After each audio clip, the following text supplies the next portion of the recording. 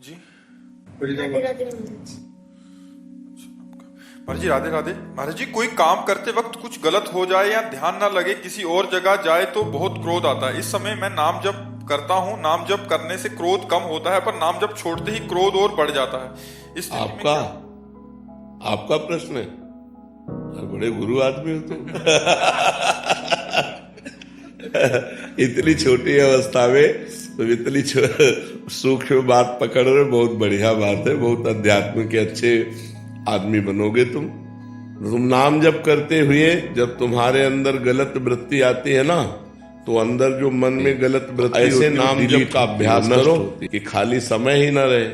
क्रोध तभी, अच्छा क्रोध क्यों आता है? कामना से क्रोध आता है। जैसे हम चाहते हैं ये हो जाए और वो नहीं होता, तभी क्रोध आता है। क्रोध की स्वयं की सत्ता नहीं। कामा संजायते क्रोधा, क्रोधा स्मृति विभ्रमा, स्मृति भ्रंशात बुद्धिनाशो, बुद्धिनाशात प्रणश्यति। काम जब हमारी कामना की पूर्ति में बाधा पड़ती है तो क्रोध आ जाता है। इसलिए हम हर समय नाम जपने का अभ्यास करें। जब क्रोध आ जाए तब दांती पीस ले ऐसे, मुझे बोलना ही नहीं है बस। क्योंकि अगर क्रोध में बोलना शुरू किया तो फिर क्रोध आने पर भजन क्षीण हो जाता है, आनंद क्षीण हो जाता है और हमसे अपराध बन जाता है। अपने से बड़ों के प्रति भी गलत शब्द निकल जाते हैं। अपवित्र भाषा भी ज्यादा क्रोध आ जाए तो गालियां भी आने लगती हैं, जबान पे दुरुक्ति गालियां आने लगती हैं और बड़े कटु वचन निकलने लगते हैं। इसलिए क्रोध को रोकना है तो मौन धारण कर ले।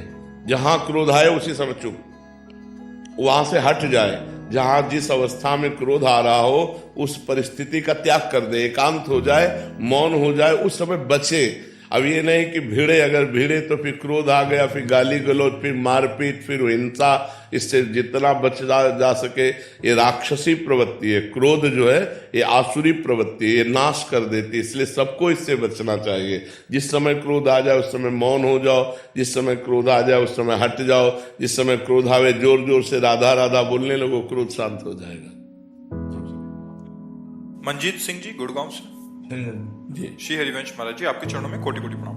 गुरुदेव कुछ समय पहले तक शराब और गंदे आचरणों से लिप्त था। फिर 6 महीने पहले श्री जी की कृपा से आपकी शरणागति मिली। शराब छूट गई, भोजन भी सात्विक हो गया, नाम जप भी खूब बढ़ा। परंतु मैंने अपने घर में उसका वखान करना शुरू कर दिया, जिससे नाम जप अभी थोड़ा कम होना शुरू हो गया। महाराज जी श्री जी से क्षमा मांगी, पुनः नाम जप करना भी शुरू हो गया। परंतु महाराज जी क्रोध पर काबू नहीं पा पाता, जिससे बाद में घंटों पश्चाताप में जलता रहता हूँ। नाम जप भी कम हो जाता है। ऐसी स्थिति को सामान्य लाने के लिए बहुत समय लग जाता है। हाँ, नाम जब बढ़ाइए और जब क्रोध आवे तो हम क्रोध को परीक्षा समझें कि भगवान मेरी परीक्षा ले रहे हैं, मुझे क्रोध नहीं करना है। ये भजन के विघ्न है। काम, क्रोध, लोभ, मोह, मद, मत्सर, अहंकार नहीं करना, ईर्ष्या नहीं करना, परिवार से मोह नहीं करना, क्रोध नहीं करना, काम भावना से किसी पराई स्त्री को नहीं देखना। तो जब हमारा मन क्रोध में आवे तो सावधान, राधा राधा राधा राधा राधा बोलना नहीं, हमें उस विषय में नहीं बोलना। वो ऐसे हट जाना है जैसे हम अभी बात ही नहीं कर रहे थे। बिल्कुल पीछे तुरंत मुड़िए, हटिए, चल दीजिए। उत्तर चाहे बालक क्यों न हो, उस समय हट जाइए, फिर बाद में समझाइए। क्रोध के लिए उस समय वो स्थान, वो परिस्थिति आपको छोड़नी पड़ेगी। नहीं तो जहां प्रति उत्तर हुआ तो गालियां आएंगी, फिर वो क्रोध अपना स्वरूप प्रकट कर देगा। वो बुद्धिमानी यही कि तुरंत मौन हुई और वहां से हट जाइए। महाराज जी अपने बच्चों को भी डांट देते हैं। मैं इतना चलता हूँ। हम ये कह रहे हैं कि बच्चों को डांटने का नाटक किया जाता है क्रोध का। तो तुम अगर ऐसे गलत बात किए तो, और समझ रहे हो, अगर पढ़ाई ठीक से नहीं की ना तो आप हमें, अंदर कोई क्रोध नहीं। क्रोध का नाटक करना और क्रोध होना, ये थोड़ा अंतर है। बच्चे में क्रोध को करना होता है, परिवार में क्रोध करना होता है, जरूरी है। जैसे छोटे छोटे बच्चे हैं, अगर वो भयभीत हमसे नहीं हुए, थोड़ा थोड़ा भय होना जरूरी। यार अगर हमने जो पापा ने कहा वो पाठ नहीं तैयार किया तो मारेंगे, यार हम कोई गलती करेंगे हमारे पापा जानेंगे, तो उनको भय होना जरूरी। भय से वो सत्मार्ग में चलेंगे। लेकिन इतना भय भी नहीं कि वो आपसे दूरी बना ले। कभी मित्रवत व्यवहार करके ऐसे बैठते हैं, खेलते हैं कि वो अपनी छोटी सी छोटी कमियां भी आपको बता दें, और कभी पिता की तरह हम होकर उनको डांटते हैं जिससे वो भयभीत होकर के असत मार्ग का त्याग कर दें। लेकिन हमें क्रोध का नाटक करना है, क्रोध नहीं करना। जैसे शिष्यों से करना पड़ता है, तो ये अगर हमको उस समय सोचो तो 100 में 100% हम क्रोधित नहीं, हम अपनी नौकरी निभा रहे हैं। हमें गुरु भाव से उन्होंने स्वीकार किया, अगर उनकी गलतियां बन रही तो हमारा कर्तव्य है उनको डांट करके अच्छे आचरणों में युक्त करना। ऐसे आप पिता है, अगर अपने पुत्र को अच्छे आचरणों से युक्त करना है तो कभी कभी क्रोध का नाटक करना पड़ता है। तो अगर पिता का शासन पवित्र है तो अब आजकल शासन ही नहीं रह गया है। बच्चे पढ़ लिख करके माता पिता का अपमान कर रहे हैं, माता पिता की अवहेलना कर रहे हैं, क्योंकि बच्चापन से डाली नहीं गई बात। खेलने के लिए मोबाइल दे दिया गया और धीरे धीरे धीरे धीरे वो मोबाइल से इतने गंदे आचरणों में प्रवृत्त हो जाते हैं, इतनी मलिन बुद्धि हो जाती है कि अपने पूज्य माता पिता का अपमान करने लगते हैं, अवहेलना करने लगते हैं और इतना दूर निकल जाते हैं सतमार्ग से कि लौटना मुश्किल हो जाता है। गंदे गंदे व्यभिचार में, व्यसन में फैल जाते हैं। तो ये क्रोध करना अनिवार्य है, पर क्रोध अंदर से नहीं, बाहर से नाटक करना है। क्रोध का नाटक करना है, अंदर से करोगे तो आप परेशान हो जाओगे। बस वो मारना नहीं है, मारने की एक्टिंग पूरी करनी है, बाप रे आज तो बच गए, ऐसा करना है। क्रोध का अंदर हृदय में प्रवेश ना होने पाए, अगर बाहर से हम नाटक करें तो अच्छा रहेगा। परिवार में अगर अब माता पिता शराब पी रहे हैं, माता पिता गंदी बातें कर रहे हैं, माता पिता गंदे दृश्य देख रहे हैं, तो बच्चों पर आचरण नहीं पड़ेगा।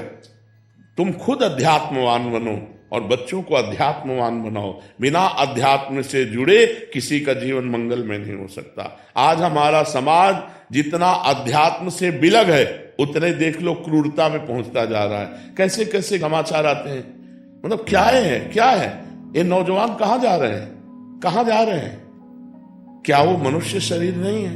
क्या वो अपनी बहन नहीं है? आप कैसा व्यवहार कर रहे हैं? अध्यात्म तो चराचर जगत को मंगल में बना दे, लेकिन जुड़े ना जब, अब वो राक्षसी प्रवृत्ति से जुड़े, आधुनिकता से जुड़े, मंगल में भाव है नहीं, तो देखो कैसी कैसी गंदी बातें होती है। अब आजीवन सजा होगी, एक गलती का परिणाम आजीवन सजा, जीवन बर्बाद हो गया। पढ़ाई लिखाई स्वस्थता सब जब जाओ जेल, या तो फांसी की सजा या तो जेल। ऐसे ऐसे आचरण होने लगे हैं। तो हमें लगता है बहुत संभलना चाहिए और अध्यात्म में जुड़कर भगवान का नाम जब अपने बच्चों से भी कराना चाहिए। थोड़ी देर बैठकर कथा सुनानी चाहिए। सत्य शास्त्रों के श्रवण से बड़ा मंगल होता है। महाराज जी, बच्चे तिलक लगा के जाते हैं तो स्कूल को कह रहे हैं, स्कूल में कहते हैं कि ये कौन सा काला जादू है। हाँ, तो दूसरा कर ले कि सूखी रज ले लेना, सूखी रज का ऐसे लगा ले तो चिन्ह नहीं बनेगा और तिलक भी लग जाएगा। अब स्कूल में तो जो पढ़ाई हो रही है आप देख ही रहे हो, आधुनिकता की पढ़ाई हो रही है और ऐसे ऐसे आचरण नौजवानों के हो रहे हैं जो जो नहीं होने चाहिए। क्या ये विद्या है? विद्या तो वही है जो विनय और सद्गुण की उत्पत्ति कर दे, विनय और सद्गुण की उत्पत्ति कर दे। आज तिलक लगाने को लोग रोका जाता है। आज भगवत कार्य को अगर माला डाल के जाए हो तो उसको रोका जाएगा, उसका उपहास होगा।